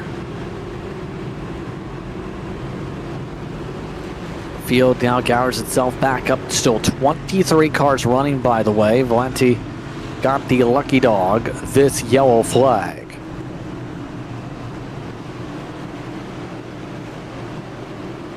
Here we go. His car drops off. Green flag is out. We're back underway. Good start for the 53. Gets clear of the leader. And now looks to set his sights on trying to run away as Barnes still has not cleared second. No, he has not. Oh, almost some contact there. Ritters, who's loose off of turn 2, still side by side with Barnes. Bollinger's going to like these two battling in his mirror, but Barnes just so strong across on the racetrack. Nothing Ritters can do to hold him off. Barnes back to P2. Barnes immediately trying to get to work on the 53 here. For these tires start to reach the equalization point for the long runs. We know how difficult it is to pass. The longer the run, the harder it is to make moves here at Iowa Speedway. 50 to go at the stripe. And Bollinger is playing all the lines, all while Allen, he's in the top 10, looking for 6th. Yeah, pretty good move there for Allen up there in that position on the inside of Caleb Hunt. You see Shobe there in the 69 behind him. He's been fast earlier in the race, was leading laps earlier. See if he can make his way. Contact between these two in front of him. They are leaning on each other there off a turn forward, but they get it settled out back side by side, still down the front stretch here in the turn 1. Keep in mind, Allen's got a front nose clip in. He bounces off the 78. Allen forced out of the gas. Good save by the 96, and that is a treacherous situation when that happens. Yeah, always important to keep yourself straight. And whoa, God, so close moment with Espy there. He's already back from the EOL into the top 10, so Espy quickly made some progress throughout the field here, side by side with Allen. I think these were two that had some contact with each other earlier, and they're almost beating and banging down the backstretch again. These drivers are fighting for every inch of surface available out there right now. Espy's going to clear Allen just barely. Allen's going to have to lift a little to let that 16 in line. He does to let him on through as we take a look up front. Barnes now changing tactics. He's trying the outside. Jackson Ottawa slowed down the back straightaway. We stay green as Barnes tries to get the run built up. These runs not as massive as they used to be down this front straightaway from those higher grooves right now. Yeah, definitely not as massive. I would agree as well. Runs harder to come by as we move on later in the evening. Track temps have changed. A lot of rubber put down on the surface. Grip levels have changed because of that. Bollinger still holding off Barnes up front. These two definitely pretty close on pace. Barnes looking a little bit quicker right now in the 53's dirty air, but not enough to mount the charge for the pass just yet. Not up to close, but Espy yet again on the charge from another EOL caution. Turn 1. We have a stack up. Ullman, Knopfsnyder, Medina have all stopped. And we're back under caution again with 45 laps to go. Yeah, we had quite a pile of cars there on the outside of turn 1. They were all piled in there. We take a look at the Black Diamonds Designs replay. See a 34 of Ullman in the middle of our picture here. Whoa, somebody just came up off the apron right up in front of all these cars and destroyed all of them. Alan Zukov also got collected in the mix of that. There's no place to go for a lot of these competitors. What happened to the 82 yet again? Another situation on this season for Jared Knopfsnyder late. So he just got sent down there into the infield, locked it up, and he let out of the brake just as it came back up onto the apron, just off the apron, let out of the brakes, and it let the car carry all the way up in front of traffic there. Really unfortunate for everybody that piled in there. Had nothing they could do to miss him. A massive, massive pile up as a result. What did Ullman see? Looking fine, not fine.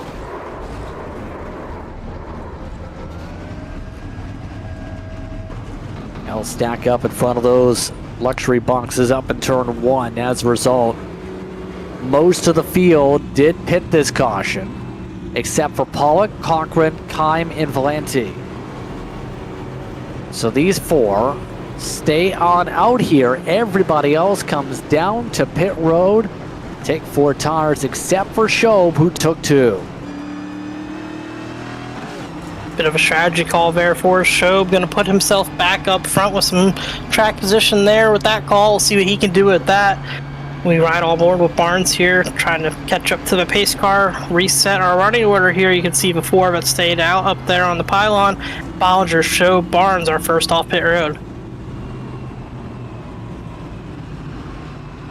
How will this play out is the question with 2 laps to green. And this is the tough thing about the tire sets now for some of these teams, Jeremy. We've seen a lot of teams use 2 sets per stage, I should say. But you can only do that for so long when you have so many potential restarts here. Now for these 4 up front, this is a major gamble. Yeah, major gamble for sure, especially Pollock. They're older tires than even the other 3 behind him. Cochran, Heim, Valenti have about 10 lap fresher tires, and then short of that, and then obviously the rest of the field just pitting here this time as Pollock inside the pace car. They're coming to his shoes this time. We'll see how the field shuffles out through there. It's going to be really important as well to see where the fresh tires line up in comparison to those that stayed out under this caution.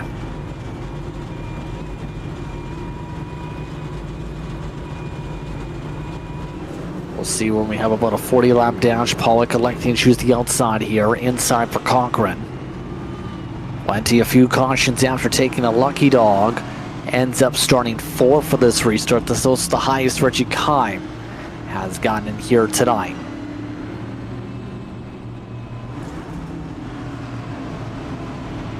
So let's keep an eye on how this is going to go. Reset, Pollock, Cochran, Kime, Bollinger, Valenti, Show, Barnes, SP, Ritters, Winkfield are amongst your top 10 cars here.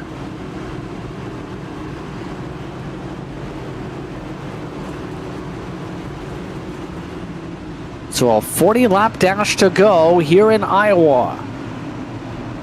Who's going to get the job done is the major question on everybody's mind. Black Diamond Designs machine of Pollock is ready to go. Major slow up. Green, green, green. Back underway. Pollock is clear. Yeah, some major stacking up there on the inside of the racetrack, causing some issues for Barnes further back. This is huge for Bollinger as he has a huge gap now. You see Shobe there behind him as well, got up in the P4, and there's a crash out there behind them all. Caution flag is out as Brad Nelson just got into Jeffrey Fisher. Back under yellow, hearing a call of I'm out for one driver on the radio. The 33 snaps out. Yeah, just lost it on his own here, overcorrecting the outside wall. And lets out of the brakes, comes down and collects the 22 car and the 82 of Knopfsnyder. I believe the 82 said they're done. Some heavy crashes. We'll take a quick break. You're watching tonight's coverage of the Slim Chickens 180 here on Ballin TV.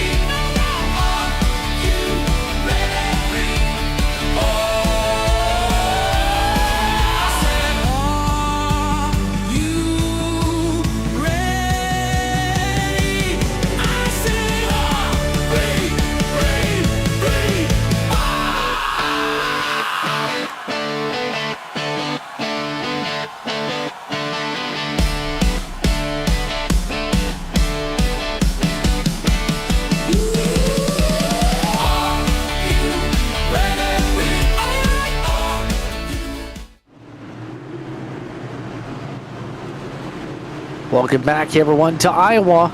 More coverage here as Pollock and Cochran are on the front row. Their old tires trying to survive. We're back underway. Bollinger the first on those on freshies, remember. Bollinger already trying to slice and dice his way forward here in the battle for second. Pretty good job by Bollinger up there on the inside of Cochran. Just can't quite get all the way alongside, but you'll get him now on the exit of the corner. Going to be fully side by side down the front straightaway. Challenge for that second position. Pollock out front, not much of a lead though, so once Bollinger gets his position, Pollock will be under attack. There's the run. Pollock tried to keep it down. Instead, Bollinger drives quickly to the inside. Give the first spot back to the 53.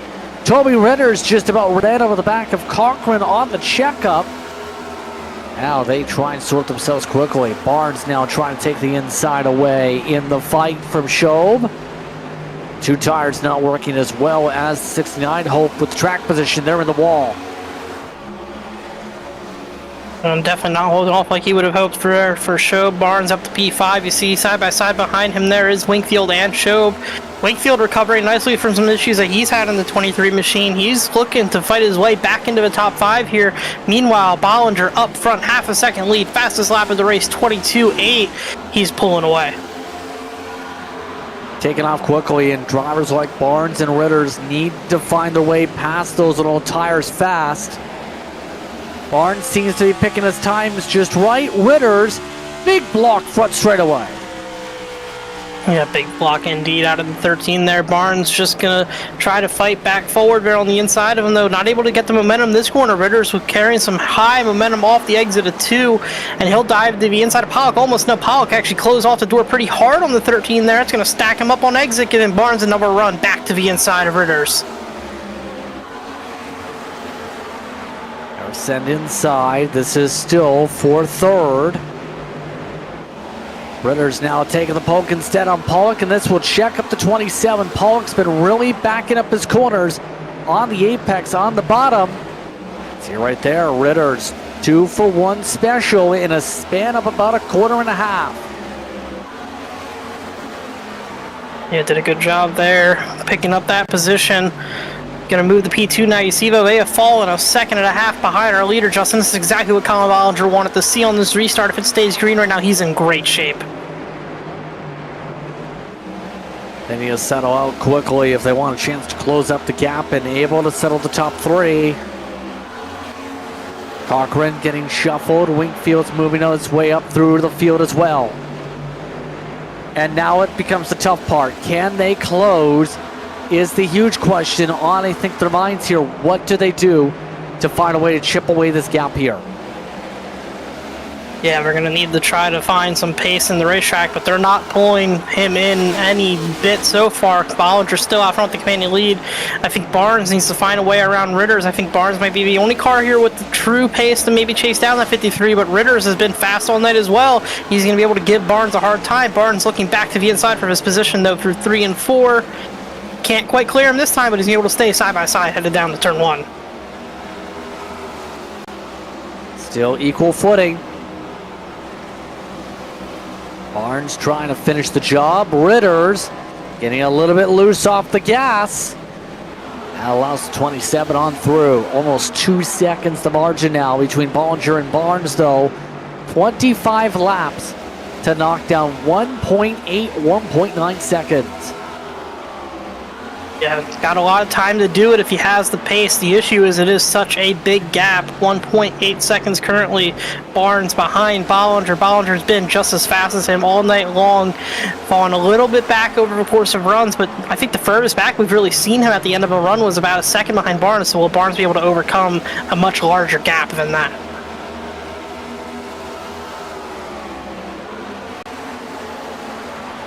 Now some of the others doing what they need to do to just play things out right. Wingfield has been involved in a lot as of late here. He's been able to fix the car for the most part. Seems like Wingfield at the very least has the speed for the podium. The tough thing's going to be here, making this pass. A bit of a squeeze there by the 69. Yeah, did squeeze him quite a bit there. Wingfield still working on the inside of Shobe here, though. This is for the 4th position, so both these drivers have found their way up into the top 5 right now, battling each other. Shobe, remember, on 2 tires, made that pit call on that previous stop, not holding on in position to have a chance to win the race with that call, but doing a good job inside the top 5.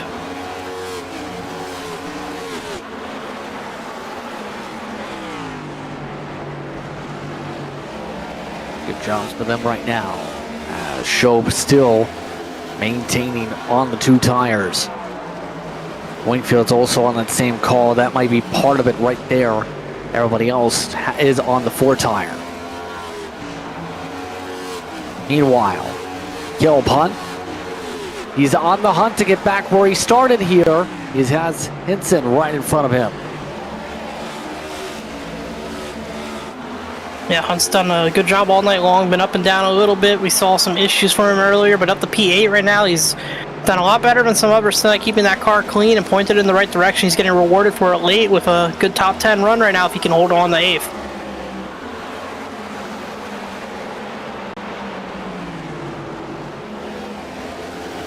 Meanwhile, one of his drivers he's worked with, Christian Barnes, he is knocking down the time here, Jeremy. He's doing what he needs to do. Last time, gained 0.3 of a second after Bollinger went low down the front straightaway. This time through, he ends up picking another 0.5 tenth up. Yeah, he is cutting into that lead quite a bit right now, down to 1.2 seconds.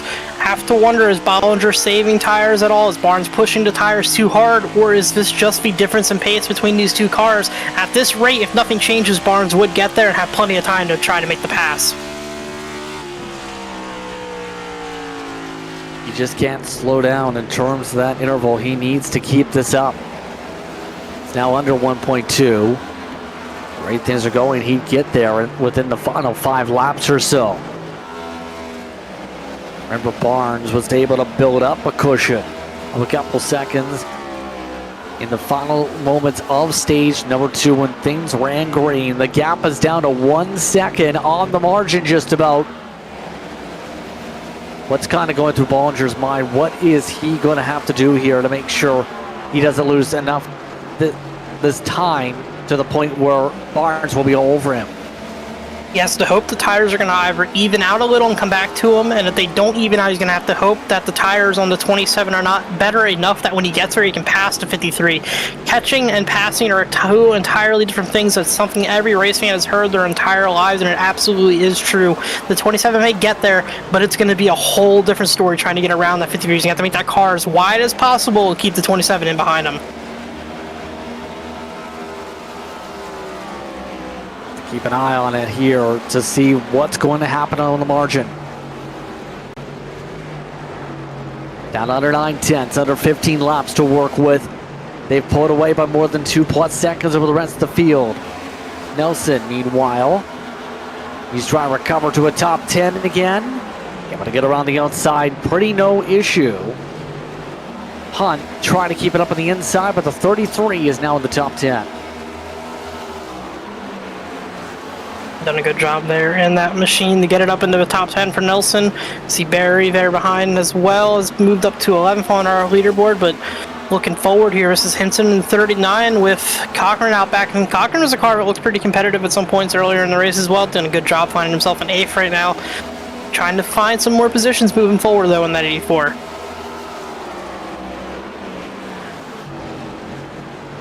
Oh, this is wild. This is going on here. It's the battle for 3rd. Wingfield did find his way around Shobe eventually, but downside is he is struggling to chip away the gap on Toby Ritter's on the 4 tires. They're dead equal on speed right now. Both of them running on average 22 3s, 22 4s right now. Yeah, so those times have evened out a little bit. See on our screen right here, Wingfield trying to pull up to Ritter's for, that would be the 3rd position, so a good recovery drive by the 23 of Ritter's. These two have fallen a good bit off our leader as you take a look at Barnes now. 11 to go, 9/10 of a second, not gaining as much as he needs to get there. Tires equalized out, that's the tough thing right now, Jeremy. Last time by, 24-3, his average has now gotten slower than Bollinger. 10 laps to go. He needs a caution. Yeah, Battery needs Bollinger's tires to start to hit a new cliff, but these tires kind of work in waves. You'll hit a cliff, and then you'll be really even for a long time, and then you'll hit a big cliff. I just don't think we have enough laps in this run to get to that point in the tire run. I think they're going to run pretty similar laps to what they're running right now the rest of this run.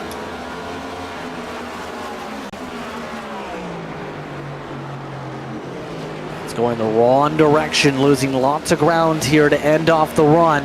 A little bit tight off that corner. Cost him a couple hundreds as a result of that slide up. Bollinger, so far this season, he's looked fast whenever we've seen him. He's picked up 2 wins. He's got about a 25% win percentage with that. Looking to move it to 33% to 3 for 9. If he's able to keep it clean for 8 more times around. Yeah, done a great job. He's really fast when he shows up. Really competitive race car driver running this Dr. Pepper Batman 53. Always love seeing this paint scheme out on the racetrack. He's done a great job so far this evening, putting himself in the right position on that restart, getting through traffic the most efficiently to get this lead and pull away. This could have been a different story if Barnes got through that traffic quickly and he was the one that pulled away. Bollinger be the one struggling to catch up right now. So he executed right when he needed to and put himself in a position to win this race. What might not have been the most dominant run for him, still doing great here late.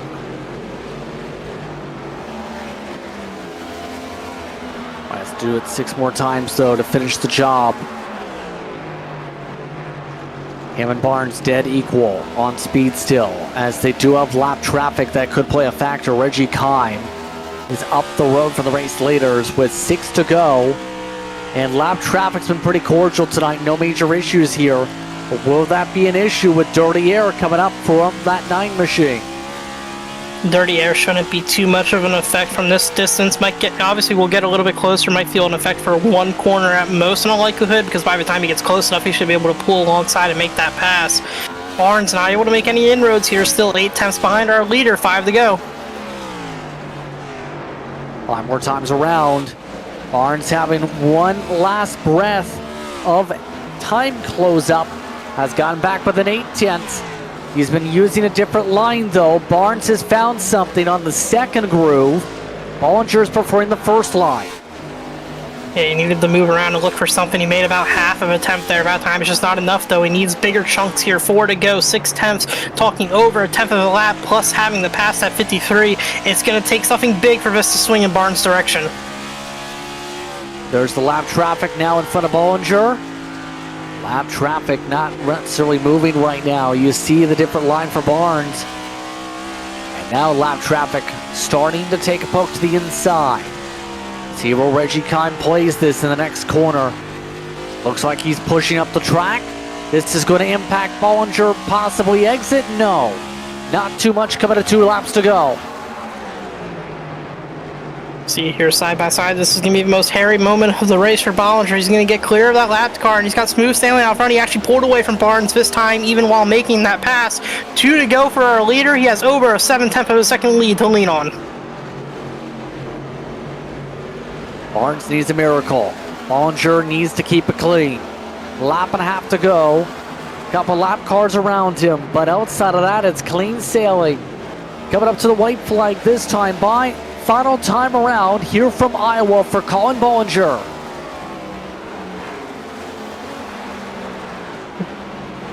On Bollinger tonight, 51 times he's led here in this race. Barnes clips the apron behind him. That should seal it. For Bollinger, it was about picking the right timing on strategy, being able to get a win off pit road, being able to keep the track position. He comes off the final corner and wins the Slim Chickens 180. Great drive from the 53. Did everything he needed to do on that final run. Those final restarts were where he really made the difference, put himself in position to win the race. Disappointment for Christian Barnes. Had a great run all night long, but he has some stage points and some stage wins to lean on moving towards the playoffs. So Bollinger gets his 3rd win of 2025, and yet again, Christian Barnes a bridesmaid. This time around, Bollinger gets to burn it on down.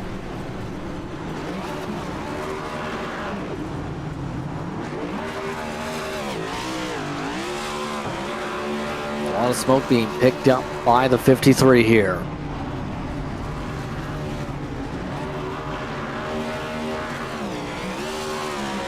So as he burns it on down, we'll get ready for post-race. Your post-race coverage is coming up in just a few moments. You're watching the Slim Chickens 180 from Iowa.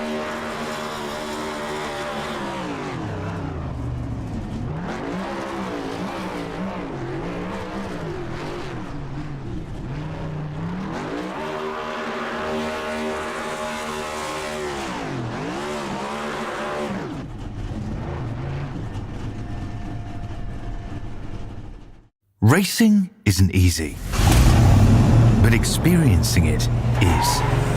iRacing puts you in the driver's seat with the industry's leading sim racing game. Drive on laser scan replicas of the greatest racing circuits from around the world. Go head to head against other drivers chosen by skill-based matchmaking to ensure competitive racing at every level. Compete across all your favorite series in officially licensed cars engineered to deliver the most accurate driving experience possible.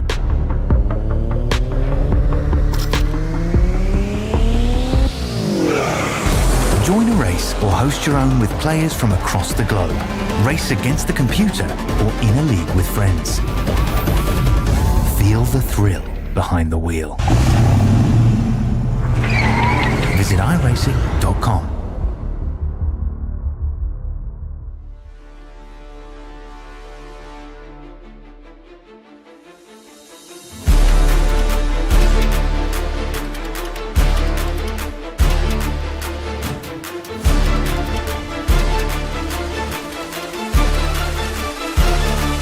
Drop it.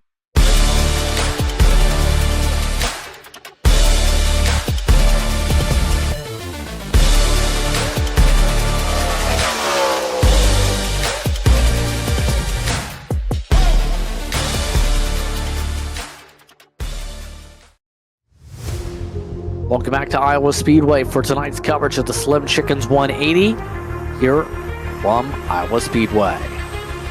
Getting ready to talk to our drivers here. Colin Bollinger gets the job done, gets the win over Christian Barnes. Toby Ritters rounds to the top 3. Rayshawn Wakefield and Andrew Shobe get top 5s. Jake Cochran finishes off in 6th with Allen, Pollock, Nelson, and Andy Berry getting a top 10 at the end. He's rounding out the top 10. Jose Medina finishes in 11th, first car outside top 10. Good recovery though to get all the way back in that position for him. Gavin Hinson in 12th. Caleb Hunt falls to 13th in that late run there. John Ullman in 14th. Zach White in 15th. Aaron Espy finishes 16th after some issues for him. Alan Zukoff and Stephen Gill rounded out our lead lap in 18th, and then Jeffrey Fisher and Reggie Kime rounded out the top 20. 21st goes to Gio Valenti, then it's Jaron Opsnyder and Jackson Hatawa. Holston, Gillen, Brock are the rest of the starters here tonight from Iowa Speedway.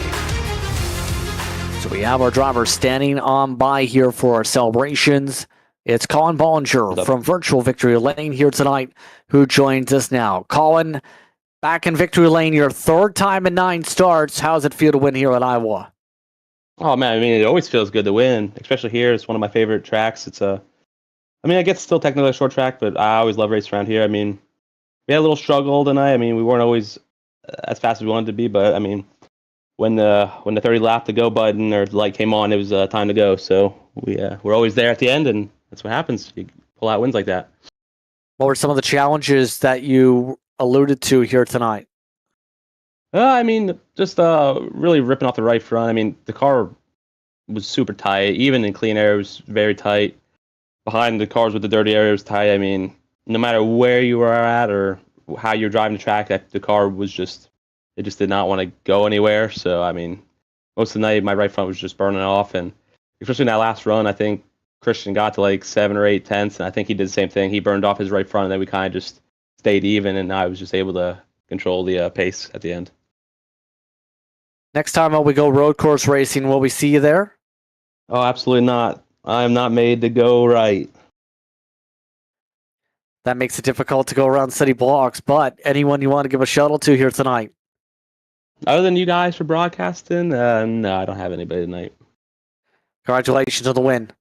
Yep, thank you guys. Colin Bollinger gets the win here tonight. Christian Barnes, another second place run. He's with Jeremy. Christian, so close to your first one of the season tonight. Arguably one of the best cars out there all night long. Just couldn't quite get to him at the end. What more did you need in that final run to catch the 53 Bollinger? I just need a better the second to last restart. I think I restarted 7th. The person in front of me just forgot to shift, and I couldn't go anywhere, and I lost like 2 more spots on that restart, and I just couldn't get back to him. I was able to slowly move forward, but once Colin got out, his lead, people were blocking me, not really giving me the space to go either. Which means, we're racing. I expect that, but I just let him get 2 seconds out front, and unfortunately, it was just 1.5 seconds too far. Yeah, definitely saw you calling everything you could to get there late.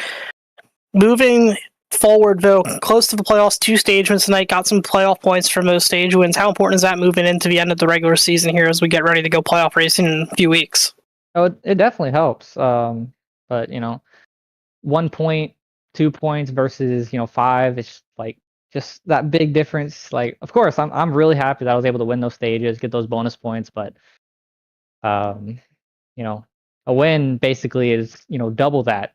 So that's what just main thing I'm focused on right now is just racking those up to really help me out. And moving forward, we have Watkins Glen coming up on the slate. You optimistic heading the road course, or is that a place you're expecting to have some struggles? Yeah, that's a 50-50 for me. Like, some road courses I've been good, some road courses I haven't been, but I've been practicing a little bit, trying to get my road course experience up. Chicago, I think I did pretty well. So I think that should hopefully carry on to Watkins Glen, and hopefully I'll be able to carry some momentum to that. Well, congratulations on the strong effort tonight in 27. Who all helps you get it done in that 27 machine? I want to thank Alex Pollock for making my paint schemes, and I also want to thank my team Waterforce with Gavin and Brad. Okay, well, thank you for your time, and we look forward to seeing you moving forward. Thank you very much. All right, now joining Justin will be our 3rd place finisher this evening, Toby Ritters. Yes, indeed. Able to get in the top 3 here tonight in this one. Toby, how are you feeling about this run? I feel pretty good about it. It's my best finish in this league, so I'm happy. Overall, how do you feel things have gone so far since you've started appearing in this series in the past few weeks or so? I'm just trying to adapt with the new drivers that I'm racing around and trying to get to know everybody. I love the team I'm on. I felt like I had a shot at winning at Indianapolis, but I had a little bit of bad luck that happened. But yeah, I'm just going to keep pushing strong, and hopefully I can get myself a win here soon. I winged this race. I only got 10 laps of practice, so I'm happy. Overall, though, how would you describe the feel of this track here at Iowa, especially with some of the changes compared to previous years with the build? Oh, it's different. I mean, you get in the dark area of the track and you got most of the grip down there. I haven't ran this cup car for quite some time, so I'm used to running other race cars. So I'm still trying to adapt to it, to be honest with you. This car pushes like a dump truck if you abuse it. Anyone you want to give a shout out to here tonight? Yeah, I'd like to give a shout out to you guys. I'd like to give a shout out to the good Lord above, my wife, my sponsors, Spanky Motorsports, and my boss, Russ Ludwig, and all my teammates. Congratulations on the run, Toby. Thank you, sir. God bless you. Toby Ritters rounds out the top 3. I'd like to thank the whole time for the top 3 to speak with us here on Ballin TV. We go road course racing again. Next time out, Jeremy, Watkins Glen on the docket. Yeah, Watkins Glen, just such a nostalgic feel to it every time NASCAR cars roll out on that racetrack. Always really fun to watch, and really high-speed corners. Drivers get pretty aggressive up through the hills of Watkins Glen. And that will be July 25th. It will be an 8 p.m. start. Be sure to tune in here on Ballin TV. So, on that note, it's time to say goodbye. For everyone here at Ballin TV, it's time to say goodnight. For my co-announcer Jeremy Miller, for DJ Lyon, I'm Justin Prince saying so long. Enjoy the rest of your evening. You've been watching the Slim Chickens 180, where in the end, it is Colin Bollinger, who is on a ball to find victory lane tonight.